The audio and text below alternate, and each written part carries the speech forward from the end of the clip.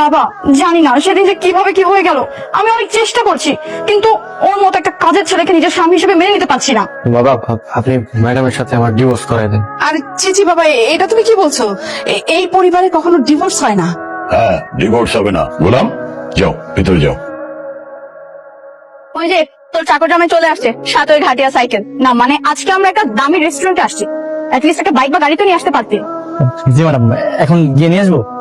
থাক, আপাতত এইটাকে দূরে রেখে আচ্ছা ভাই, ঠিক আছে। এই ছাগলটাই কি তাহলে তোমাদের বাড়ির জামাই? শুধু শুধু আমার খাড়াইতেছে। কেন সাইকেল পার্কিং করলে কি হইতো? এখন এই সাইকেল আমি কই পার্কিং করবো? শুধু শুধু জায়গা খুঁজে পাইতেছি না স্যার। বাবা বাবা বাবা, মামনি, কে তোমার বাবা? তুমি তো আমার বাবা, তুমি আমার সাথে দুষ্টুমি করো। আরে বাবা, আমি তোমার সাথে দুষ্টুমি করবো কেন? আমি তোমার বাবা না, তোমার ভুল হচ্ছে, তোমার বাবা বাসায়। কি ব্যাপার, এই বাচ্চাটা বোনকে দেখে বাবা বাবা ডাকতেছে কেন? হয়তো গোলামের মেয়ে। ও মাই গড,